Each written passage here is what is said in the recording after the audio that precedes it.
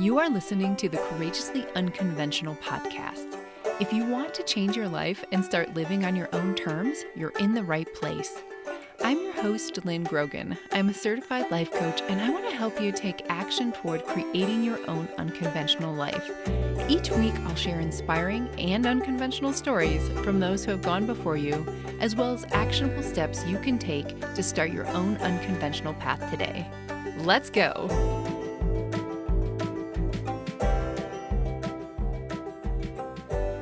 This week on the Courageously Unconventional podcast, I am joined by my friend David Delaney. My husband and I met David and his wife Heather a little over a year ago, and we quickly bonded over our shared nomadic lifestyles.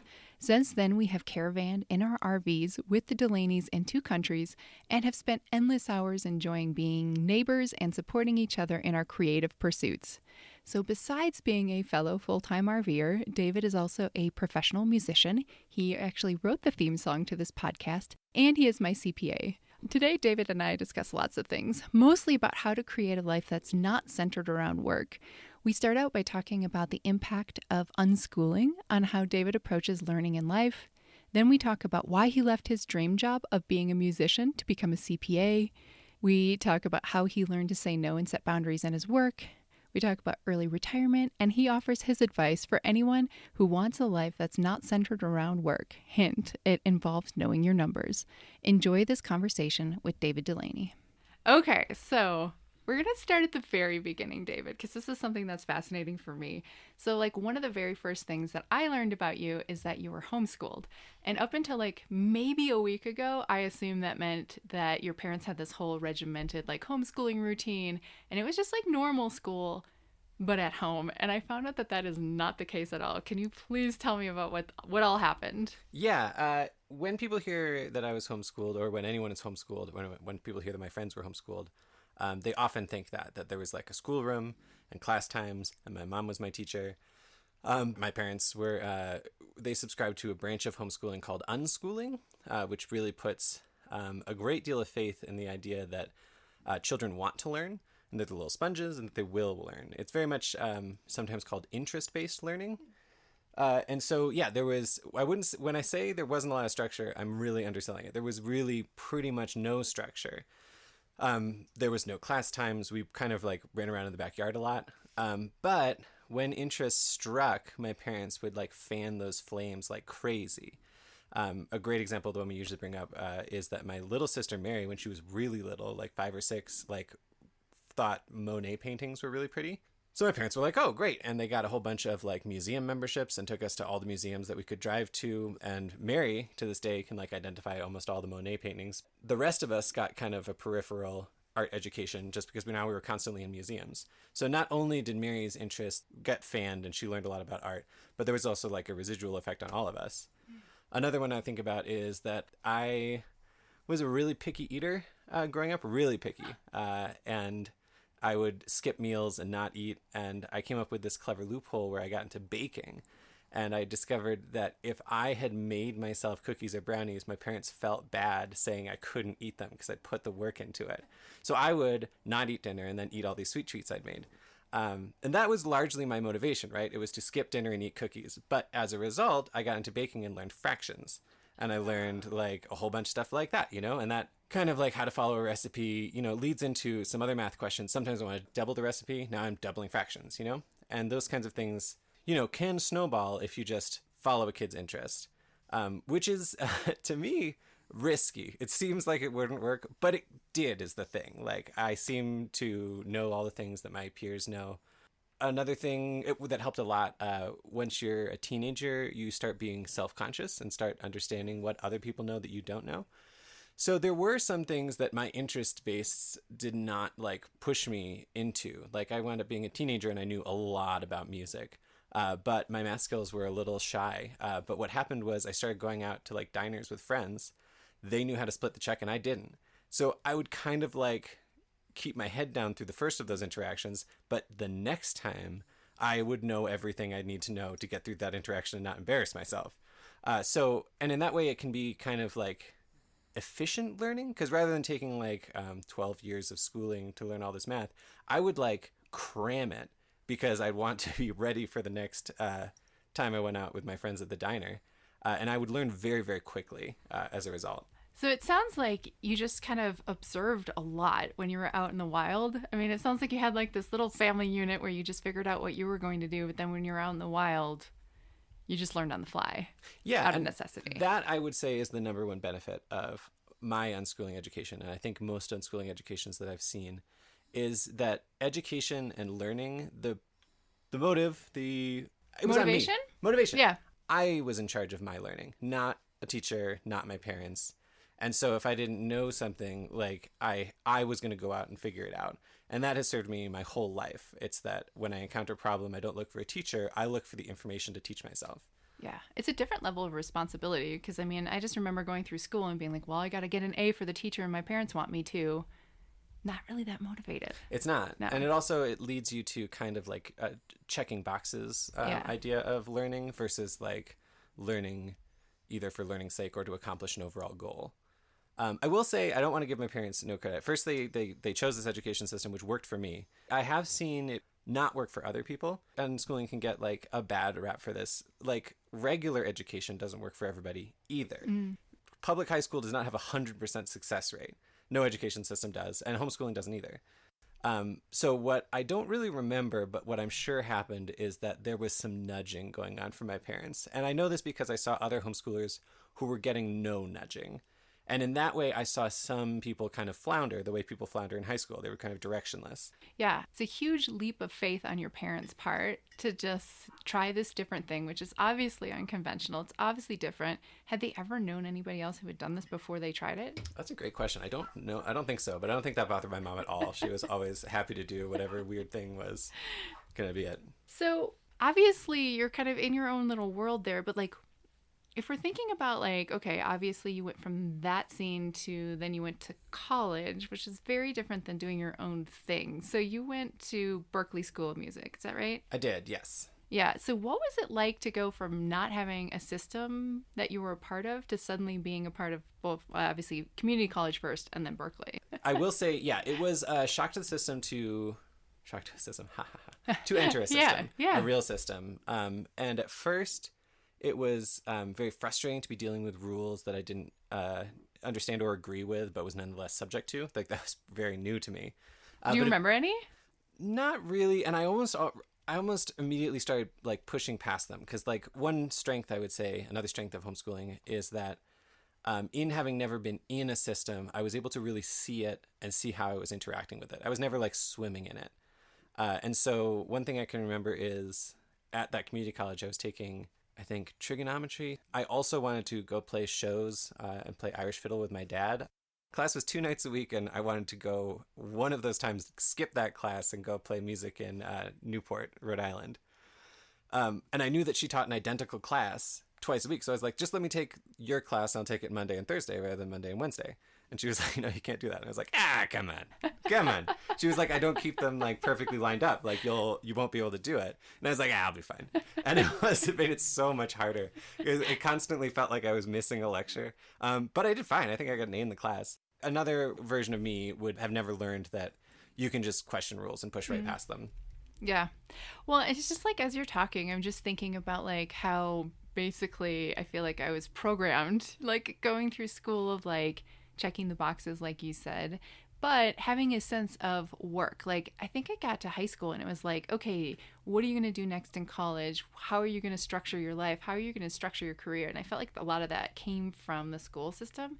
And I'm wondering like what you learned about work and working growing up being in this different type of environment. So I feel like work and work times is very interesting because I've been thinking about this a lot lately.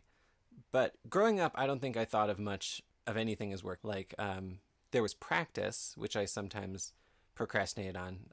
Like music practice? Music practice. My sisters and I also Irish step danced. Of course you did. And, yeah. And so those things were practiced, and I think I considered that work in that I would sometimes avoid it, but knew it was good for me or was doing something for me. But until I reached college, there wasn't like these periods of like, this is work and this is my regular life. It was all just one blend of regular life. And then, yeah, at college, then you have class and you have homework, and those are work. How did you think about your future growing up? Because I think that was the other thing too, is it was always like, here's what happens next. You go from third grade to fourth grade, then you get up to high school, and then you graduate. And, like there's like always this line of the future, and it was like thinking about what's next. But from what we've talked about, it doesn't sound like you had grades. It's not No, certainly not. Yeah, yeah. Pretty much it was just the end goal of college, I think. My mom wanted us all to go to college. And then my sister and my brother did, and I wanted to be like at least appear just as smart as they were. And so I think that was the progression. And then after that, I somehow managed to convince my parents to let me go to music school, which wasn't very generous of them because, not a lot of money in the arts.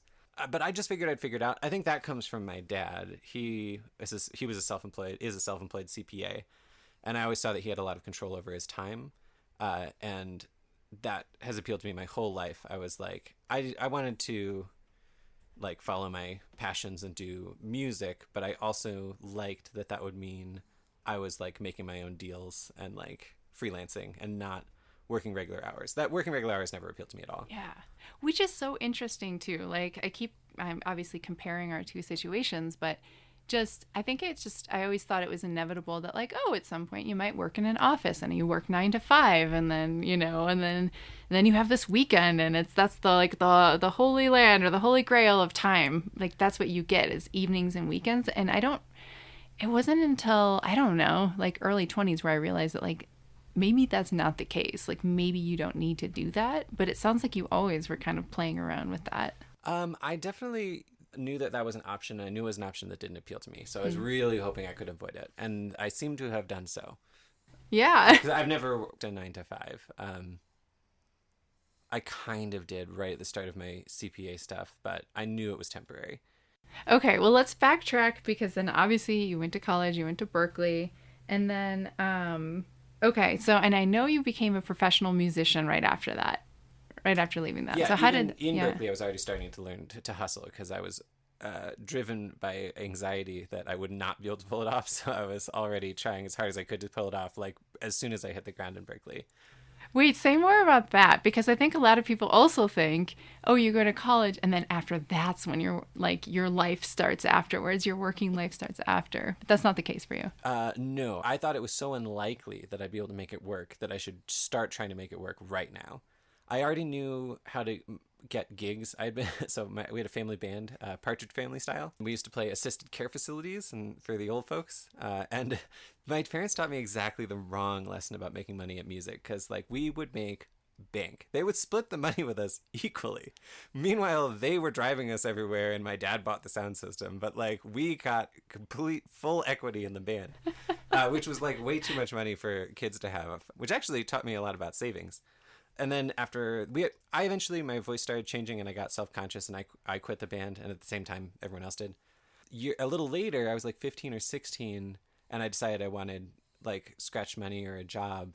And I looked at my options, which were like the worst of the worst shifts at a restaurant or like bagging groceries. And I was like, it was really sweet when I was making all that sweet, sweet music money doing nothing. So I asked my dad if he wanted to play gigs again. He totally did.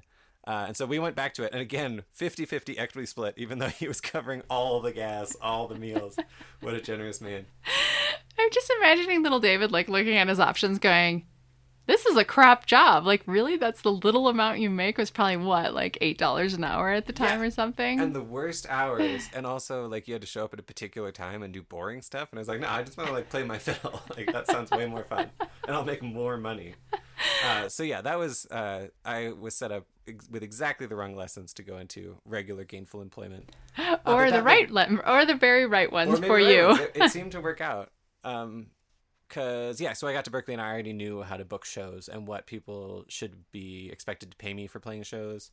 So as soon as I had a guitar player to play with, I just cold called like every venue I could call in Boston, figured out who was the person to talk to, and then got us several regular gigs throughout. And then I also put up an ad on Craigslist because I figured if I'm playing music at college, surely I know enough to teach a beginner. So I started teaching violin lessons, and I had all of that set up by the time I graduated. And I was pretty quickly able to keep myself afloat with it. Okay. So then you entered into what I think most people would consider unconventional, like professional musician working full time, more than full time? Well, I would probably full time, but I was hustling at so many different things. It wasn't like you'd never be able to add up my hours Yeah. because I'd started a wedding band at that point, and so I was like emailing, setting up contracts, booking, playing the weddings, managing all my different musicians. And then I also had my like artistic outlet, which was my band, the Whiskey Boys. I still have that's kind of me now. So it sounds like that could have been a dream job, but then you became a CPA. So talk me through how you went from being a professional musician, what motivated you to become a CPA? Well, it comes down to why I wanted to be a professional musician. Like what I really like about music is I don't think this is unusual, but like the creative aspects. I love to write songs. I love to share those songs with other people. And what I'd found was it's so much easier to make music doing anything but that. So like weddings, teaching other people to play music, pretty much every part of my job, all of my different jobs made money to support the artistic one. My band, the Whiskey Boys, which is what like the reason I got out of bed in the morning, did not make very much money. The other ones did. And I found more and more I was pouring my time into the ones that made money. They were like a compromise. I was kind of doing music, Yeah. kind of doing what I want. And what I found after a lot of doing it, like 10 years of doing it, is that even though these things were kind of music, wedding band, teaching, side being on other people's projects, they all kind of took from the same well of artistic like energy. And so gradually I found I was having less energy for the band I actually cared about. And I was also only playing music when I got paid to do it, which is both of those were like really antithetical to why I was doing it at all. I wanted to like play more music and be experiencing joy creating music. And I was finding it felt like a job and I was only doing the job aspects of it. Yeah. And also I kind of never got over wondering if I was, believe it or not, in 10 years, I never got over wondering if I was good enough to be a professional musician, despite doing it. I was always constantly worried I didn't really belong doing it. I was tired of that feeling and I was tired of, I projected like the next, 40, 50 years of my life making the same money I was making because I peaked, like I was making enough money, but I really found a ceiling of what I could do in that area in Boston, in the like folky area I was doing. And then I just like, I thought about other plans and I'd already met Heather and Heather wasn't happy with her job and she oftentimes like would flip jobs, but she never had enough time to like find a job she really cared about or liked. And I was like, what if I do what my dad has always wanted me to do? He wanted someone to take over his CPA practice and he had 5 kids and they all turned him down. I mean, it's not an exciting offer to his 18-year-old. It's No. like, become a CPA, have the CPA practice. But in my 20s, eventually it was. I was like, I can see how this would afford me a ton of freedom. People expect to pay CPAs, whereas they do not expect to pay musicians. And with a little research, I found that you could become a CPA with a music undergrad. So I was like, nice. So yeah, I did a huge career shift. I kind of closed down my music businesses. Heather quit her job. We went on a 7-month backpacking trip as like a gap year. And then from there, I started studying to be CPA. Yeah. Well, and I think what I'm drawing out of this is it's so interesting that you can go in what seems to be your dream job and then you have to have that realization at some point that like, okay, the idea of the dream is a little bit different than the actual dream itself and taking that step back. And I think that's the part where not everybody will do that, to take the step back and be like, oh, I see. I really love pursuing this as like my passion, but maybe it's not something I need to get money for in this way or as my livelihood. Like maybe it's something else different. So okay, so you left being a professional musician, you became a CPA. Yeah, and that was its own journey, which I think my homeschooling education really helped me on because before I even started classes, what I did was I went on YouTube and tried to like Oh my catch up gosh. because I didn't know anything about financing. Like I was just Even having your dad as a CPA? yeah, I just Yeah. the effect of having my dad as a CPA was that he did my taxes. And I handed him and answered his questions, and that was it. Like I was an artist through and through. I knew nothing about finance or anything.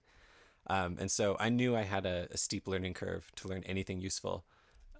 And so I found this great teacher. I think he was from Thailand, and he was so mean to his students, but he was trying so hard to teach them. And his students were clearly ungrateful jerks. I was on this teacher's side the whole way. He was the best. Oh my gosh.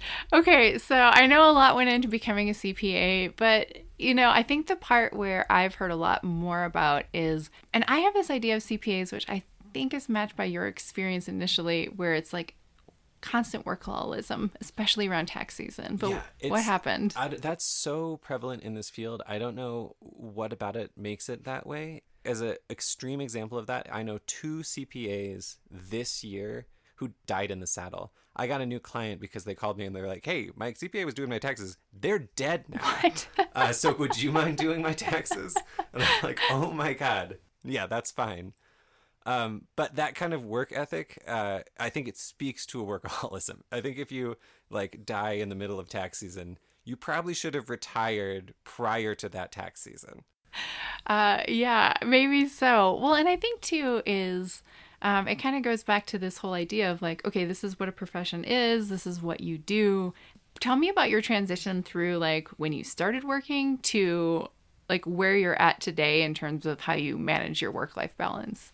Yeah. At the beginning, my work life balance was terrible. And it was especially because I was trying so hard to like learn and then get my CPA. And through most of that, I was also working. People have this much worse than me. Like a lot of people work full time and study for the CPA exam, which would be a nightmare. The CPA exam, a lot of people say it's harder than the bar exam. I've never taken the bar exam, so I can't say, but it was incredibly difficult. And so all of that led me to like this kind of work ethic, which wasn't, I don't think, very me, of just like go, go, go, keep going, try as hard as you can all the time. The CPA practice I joined, which was my dad's, he had no reason to really modernize the practice, so he had stuck with things that had worked for him for decades, which was like working on paper, very few computer assisted tools. And so first of all, this was incompatible with what I was learning in my education. I was learning how to use like programs, and I mean he had programs, but and I also knew it was incompatible with what I wanted to do with the practice. I always knew I wanted to work remotely and go back to traveling with Heather. The plan was that this would give us a career that would give us enough money to travel and do what we wanted comfortably. And the worst thing for that would be me trapped in Connecticut working 9 to 5 with like 2 weeks vacation. So my dad had 5 kids. I have 0 kids. My dad put 4 of those kids through college and supported all 5 of us in many, many ways. He had kind of a fire under him to make money that I have not had to, which is a huge privilege I have. Yeah. And so he had this work ethic, which I picked up from him immediately, which was like, say yes to everything. And actually, you kind of hear that all the time as like a way to build your business, and like create wealth. So we were so busy. The practice was doing the work, I think, of like 4 CPA firms, and he was still constantly taking on new clients. And I would do the same thing. I just picked it up exactly the same. As we got a new client, I would be like, yes, I'd work out how to work with them. We'd have more work to do. And we were already like behind. I could see the backlog, and it was like significant, and we were adding to it with new clients. Wow. And what was that like? I mean, to me, it was completely overwhelming. And I would come home like totally demoralized because I'd worked as hard as I could, as long as I could, and I still thought we were falling behind and falling short of our commitments. But I mean, I guess I kind of like internalized that this was like how to do it.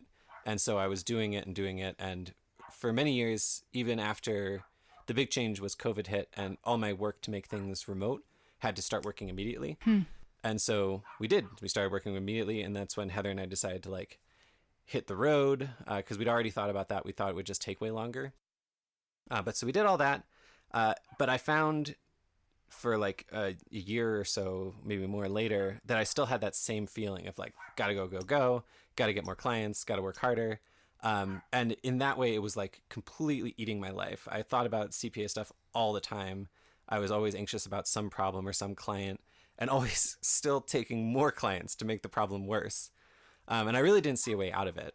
What really changed there was Heather made me talk to her friend Asia. Asia was very generous to talk to me. Asia is Heather's friend. She was her maid of honor at our wedding. And she's a brand strategist, but she works with a lot of small businesses. But she graciously like had a Zoom meeting with me, and she pointed out to me, almost like therapy wise, like a lot of ways that I was saying things I wanted and not doing anything to get them. Like I have too many clients. I'm so overloaded. And she'd Right. be like, are you still taking new clients? And I was like, yes, all the time. She's like, stop doing that. Like, and then she was like, what's like a major stressor with the clients? I was like, that they are in the dark age, that they're trying to deliver me paper, but I'm in Arizona, so it has to get scanned and then sent to me. And also, like, I don't want to do that. I want to work on PDFs. It's so much quicker. She was like, great, you have too many clients. The first question you should ask a new client is, are you digitally comfortable? Are you able to scan me documents? Can you take pictures of things? And like, this was mind blowing to me that I could sort my clients and say no and pick and choose.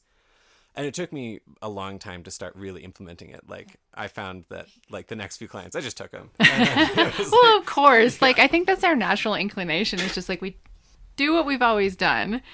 And then we're like, oh, wait, I'm doing it again. Like, you have that awareness. You can't unsee the things that your friend told you. And then you kind of figure it out from there.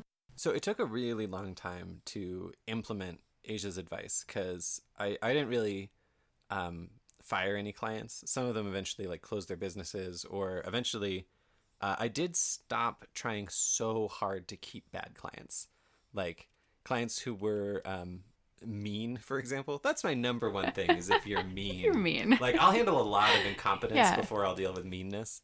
But meanness, I stopped being quite so accommodating. And I found in that way, eventually, they would kind of leave on their own. They would fire me, which was easier for me. Easy peasy, yeah. So I've kind of sculpted it down in that way. Last tax season was better. Better enough. I was thinking maybe What do you mean by better? So it used to be like tax season was like life-ruiningly stressful. Like, I would think about it all the time. I would get to the end of it and like just be a shell of a person. And like my emotions and my personality would be worse. It would change me, the stress. And it would take me a long time to recover. I also remember this pattern with my dad growing up, that like you basically wouldn't see him during tax season. And then afterwards there'd be this recovery season, and then he'd be dad again. Not healthy, but I think quite common in the CPA profession. After doing a lot of client trimming and doing a lot of like, it's like a leap of faith, but I had to like, basically I decided either I'm quitting this job. While I haven't, I might as well try to make it better. So last tax season was better enough that I was like, I'm going to try it one more time. And the year was really busy still. That's another thing. The lie of CPA-ness is that like you have tax season is the really busy season, and the rest of the time you really have control of your schedule. That's not the case for most CPAs. Honestly, I think most of them like kind of like enjoy the feeling of being constantly needed so badly and always having this exciting thing they have to do right now because the deadline's coming up. I think that can be kind of intoxicating. Intoxicating in what way? It makes you feel very important. So like important. Worthy, valued. Yeah, you're the only one who knows these numbers. You're the only one who knows the deadline. Like, you're the only one who can get this done. And it makes you feel even more important if multiple people are like needing you to get this done by the deadline. So I think that leads a lot of CPAs into like a workaholic trap. I think that's a lot of people. Yeah? Yeah, I think so. I mean, a lot of the clients I coach, like that's a lot of the coaching that we do, is that like, wow, I feel so valued here. It's an easy like value exchange too. If you're helping people in your profession, you're right. It's intoxicating and it's a dopamine hit and you want more of it. And if you don't have it, any silence, you know? Like you don't have to worry about like what you're doing with your life, or if you're like happy, because you're too busy to think about all that. So in some way that like that just fills up all the time. And you don't have to think about anything else that might be troubling you. Yeah. Well, and I know that for me is like, and I've had to work on this a lot too. Like when the pandemic was starting, like Josh was up on it. He knew what was happening before everything shut down. And I had a work trip. Yeah, he was on it. He's like, something bad is happening in the world. And I was like, whatever. It's just a cold, whatever. And I had this work trip and he's like, I don't want you to go on this work trip. I don't think it's a good idea. And I was just like so dedicated to work and I didn't want to let my boss down. And I was like, I think I can repair things over here with Josh. But I don't know. I don't know if what would happen if I canceled on my boss and told her I wasn't going to fly. And then we had to cancel the flights and all the money involved and stuff. I was so scared of that situation that I was willing to overlook it over here. And I knew, I was like, oh, if I go, I'm going to be even more valued, because a lot of people are kind of like freaking out right now and canceling and whatnot. And so it's hard. I mean, it kind of goes back to what you were saying before about like just saying yes to things, because it's like, oh gosh, what will they think of me? Or what if I don't have that income coming in? I have to say yes to everything. And then you forget about the future impact on your life of living out the yes that you just said yes to. Yeah, absolutely. I feel like say yes to everything is like the self-help I heard all growing up. It's definitely how I made my music career. Yeah. Is I was just like, literally anything that came in, say yes to it, because you never know what it might lead to. Although I'll tell you, after 10 years of music, I also learned I should have been picking clients just like I was doing in CPA. Interesting. Famous joke, but like you do things as a musician for exposure, Huh. but you can die of exposure.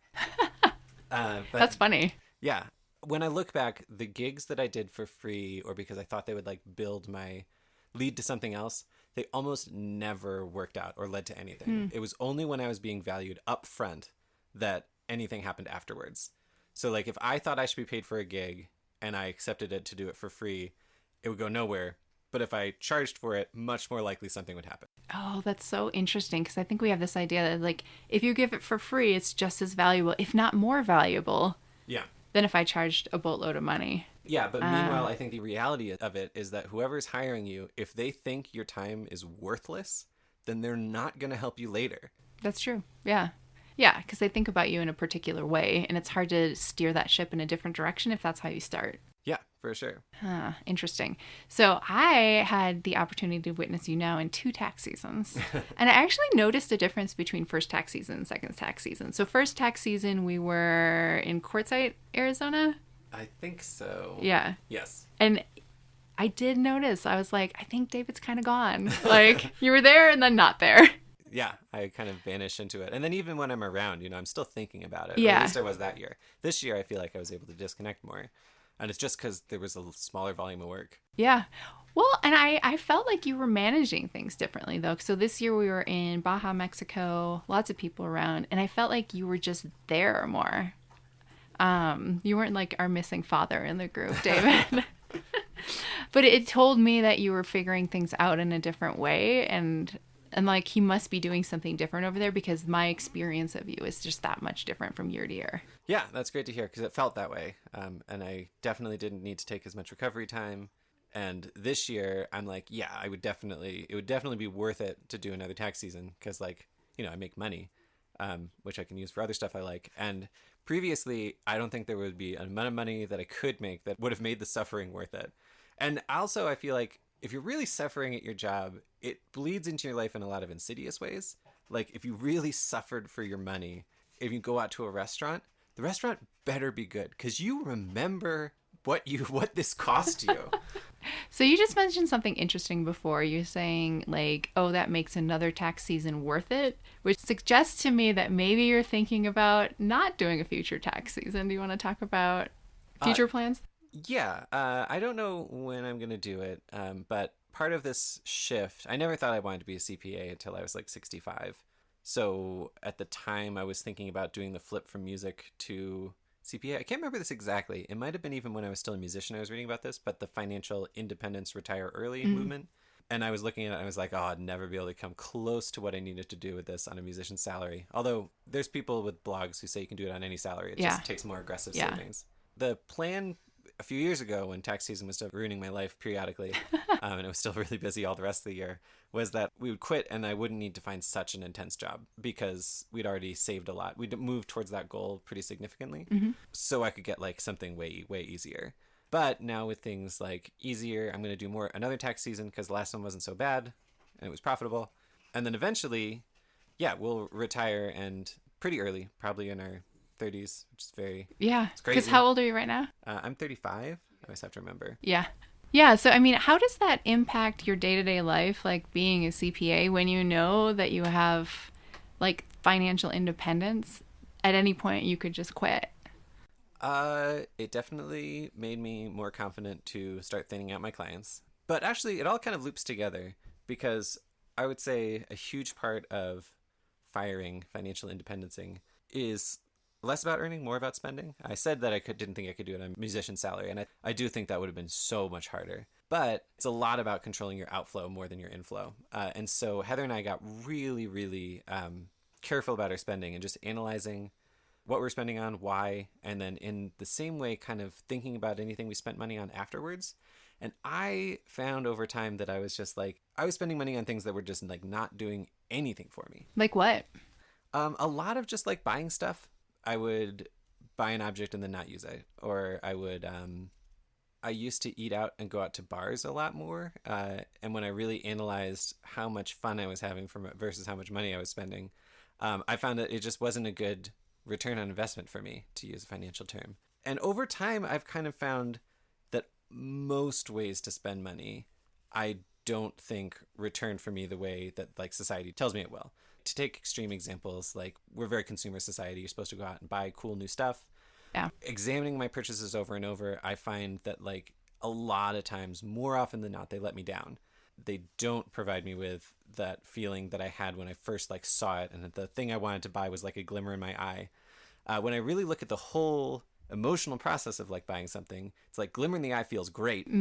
Waiting for it to arrive feels great. Opening the package feels great. Very shortly thereafter, like the pleasure of like the new object like dies, and it becomes like a thing I have to put somewhere, a thing that collects dust, things that I feel bad about not using enough because I spent money on it.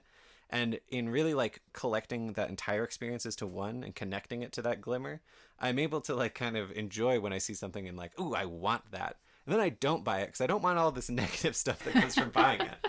And in that way, I can kind of like, I don't know, that's one way that I've found money doesn't provide me with most of the things. I mean, that's very cliche. Yeah. Right? Like money can't buy this stuff, but I really feel it these days. I think what's interesting that I've observed is not like you guys are hoarding your money and never do anything. We just talked about buying land. It's more of what I've seen you guys do, more of an investment. Heather's an artist, you're a musician. You're going to invest in those things. You're going to invest in living in a place that you absolutely love and, you know, having experiences that you really want to have. So it's not like you guys never spend money. It's just very intentional. Yeah, I think it's that I was surprised to find that in the million ways you can spend money, the ways that actually make my life better are very few and specific. It's really like just a few things.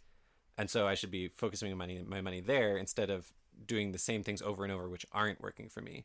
And each time thinking, oh, this item will make me happier. I do wish it worked differently, though. Like, the thing that would make me happiest is being better at the violin. And so if I could just, like, spend money You're so to good be at better it, at the though. violin. Yeah, but no amount would ever satisfy me.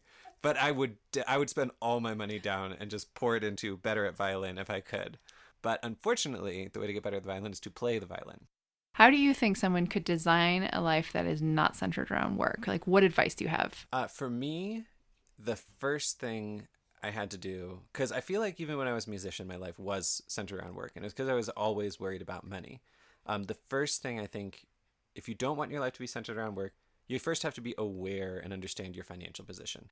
If you don't understand your spending, then I don't think you can be free of like economic anxiety about your job. I think you're tied to your job and trapped in your job if you don't have the ability to like hop to another job and have a period of unemployment. And you can't get there unless you know like what you're spending on, and what of those things you could cut back if you needed to. So the first thing I'd say, if you don't want to have your life revolve around your job, is understand your financial life.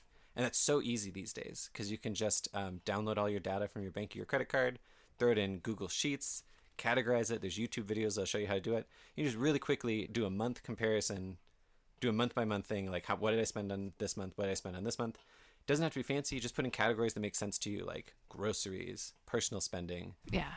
I'm always surprised how many people don't know this. They don't know what they spend every month. And that unknowing would keep me shoveling money into the pot as quick as I could because I wouldn't know how quickly it was leaving the pot. Yeah. Well, and it's interesting, too, that you say that because I think knowledge is part of it. But what I've seen in coaching, too, is I've had clients who's just like, I've got some of them millions in the bank and they still have anxiety. So I think there's like knowing and there's awareness. And then I think there's also some like healing or knowledge around where the anxiety is coming from. Because I think that's a part of it, too, is like, okay, now that I see it, if I'm still having a lot of anxiety when I think about spending money or whatnot, okay, where's that coming from too? Because I know the numbers. So I think there's the two part. I'm going to like add on to what you just said there. No, I think you're definitely right. And that's, I guess I'm on a new side of that. Maybe I'm talking about an old version of me.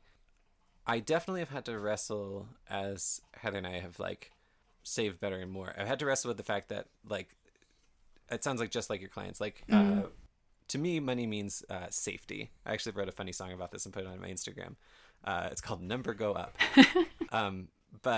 And I had to realize that there was really no number that would ever make me feel safe. I think feeling safe is kind of impossible to truly ever fully grasp. Like there's always going to be some unknown that you can't, life would be boring, honestly, if you reached perfect safety. Yeah. But yeah, so I had to, and I'm wrestle with that still, but realize that there's no number, there's no finish line to cross. I'll always have, I don't know, hopefully I'll eventually get over it, but I'll most likely always have some kind of unsafe, insecure feeling. And that just acknowledging the lie that if I cross this number or that number, that'll go away. It's not going to. I remember crossing numbers in my music job of like savings and being like, after this, now I'll feel safe. Yeah. And then I would get it and be like, no, maybe a little more financial buffer for safety. Yeah, you're like, wow, that was a lie that I told myself. And that, yeah, I think that's part of it. I think both of the things we were saying is so useful, right? Because if you don't know your numbers at all, there's probably just going to be some just natural, like, just anxious thoughts about it. And then for a lot of people, that can help a lot. It sounds like it's helped you guys. It definitely has helped us, just kind of knowing what's coming in and out. But yeah, that second part where it's just like, okay, there's that anxious thought again. Like nothing has gone wrong. This is just normal for me to sometimes think and feel this way. Part of it for me sometimes is I think about, I've been thinking about writing a song about this, but like accepting that bad things are going to happen to me. For the rest of my life, there will always be bad things that will happen to me. And I'm never going to eradicate those from my life. No amount of like financial safety will prevent a terrible accident from happening. You know, like it just won't work. Yeah. The way you can't. Yeah, you can't control everything. Even like the most rich people in the world can't insulate themselves from misfortune. So in that way, again, you can kind of reveal the lie to yourself that like you can't insulate yourself. Bad things will happen. You'll get through them just like you've gotten through all the other bad things. Yeah. I feel like you maybe had like a numbered list before of how does somebody create a life that's not centered around work. I added an addendum to your first one, which is know your numbers. Did you have more things on your list? I would think once you have like an idea, then I think you might be able to have the confidence to draw boundaries in your work and start not saying yes to everything like I do, or I did. Another thing I think is great to realize is that, like, in my opinion, being a perfect worker who says yes to everything and is always working so hard, it generally just leads to more work and people relying on you, but doesn't actually generally, in my experience, lead to rewards for you, the hardworking worker. Generally get, like, maybe a pat on the back or anything, but I don't think it's worth it. Basically, I don't think anything's worth sacrificing, like, your free time. You should be prioritizing your life over your work. And so I guess you should just make sure you understand the deal you're currently making with your work, what you're sacrificing and why, and then be constantly renegotiating that and saying, like, what boundary can I draw to, like, make my life better and my work less? I was thinking even in, like, your personal life, though. I guess what I'm thinking about is, like, you should figure out what, like, is restful to you, maybe relaxing, energy building. Yeah. Because I, for many years, thought it was music. Music's my whole life, my whole personality. But that's not the case. If I play music, I'm working on it, expending any energy to get better on it and make a good project. I'm actually still struggling to figure out what exactly I do that's just, like, restful and, like, pure enjoyment, other than, like, staring at my phone, which I don't like to do. Sometimes it's reading. But honestly, that list is something that's the stage I'm working on, is trying to figure out what are those activities that are what I'm working towards, working for. I feel like I'm in that place too, because I'm like, okay, now I feel like I have a really good balance between work and my personal life. And now I'm like, oh my God, there's an abundance of time in my personal life because, we also don't have kids to occupy that space and we travel a lot. So we're not near like our family that would take up time. So we spend time with friends. And I'm like, oh, what are the other hobbies that I do besides working? And trying not to fill that with just more work because I'm not quite sure what to do with my time. Yeah, I find I fill it up with personal work and then I kind of burn myself out. Yeah. It's like I have work and then I have the work that doesn't pay. And then I have this third category that I know exists that I don't even know what's over there. Yeah. So I don't know. Maybe it's like a constant growth, right? Because at some point, like, you'll be retired sooner than later, right? And then it's like, okay, well, now there's not this paycheck coming in and I don't have this identity, this side identity, I guess, as a CPA. And I do, maybe you do music more prominently in your life, but then it's like, okay, well, what does that look like? What does that area of growth look like? Yeah, and how do I make sure it doesn't burn me out on music like it did last time? Yeah. But I think I know how to do that. It was just, I think it was just trying to make it into a job. Nowadays, I really caution people on, like, classic advice of like, oh, follow your dreams, like do what you love and you'll never work a day in your life, those kinds of things. I think those are complete lies. I really think for me, it's worked way better to have a job that people expect to pay for and everyone thinks is a real job, and the music thing has no financial pressure on it. That's worked a lot better for me, and I think it would work a lot better for lots of people. No advice is for everyone, but I do think that the regular job, do the arts on the side thing is underappreciated as a way through life. Any final thoughts before we wrap up today? Anything we didn't cover? To wrap up, which are not necessarily tying themes I've already talked about together. But yeah, there's lots of aspects of it. One, I think, is that like you have to let go of this idea that good and noble to like be this hard worker who's sacrificing for their job. And I think sometimes you do a better job if you draw boundaries and do a specific job rather than every job you possibly can do. And then I think you have to shift your priorities. Like if you're not prioritizing your life over work, work's going to constantly win. There's that mental shift of like, you have to start making decisions to prioritize your life. If somebody wanted to find your work online, where would they go looking? Don't look for my CPA work. Look for my music Not taking work. New clients, everyone. So my band is called The Whiskey Boys, whiskeyboys.com. I think you'll link to my link tree. I will, yes. We just put out a new song. We is just me, really. I farmed out a bunch of parts. I had some cool players on this. I had Pete Milo playing guitar. Anyways, it's called Elsewhere, and there's a cool music video that our friend Brian recorded. He did an amazing job. He did this cool thing where he filmed it like twice as fast and had me sing twice as fast and then slowed it down so it all looks like it's in slow motion. It looks so cool. Yes. And so you can check out that, which I highly recommend. And yeah, the new song is called Elsewhere. It's on Spotify and Apple Music and all the other ones. Perfect. So yeah, check it out. And we'll if have you like a it, link. let me know. I have Yes. an Instagram. Yes, I will have links in the show notes. So thank you, David, for coming on today. Oh, thanks for having me. Yay.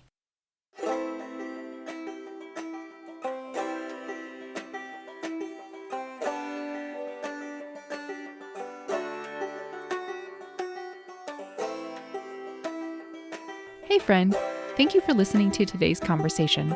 If you're considering a major career or lifestyle change and you want to talk to someone about this, I'm here for you.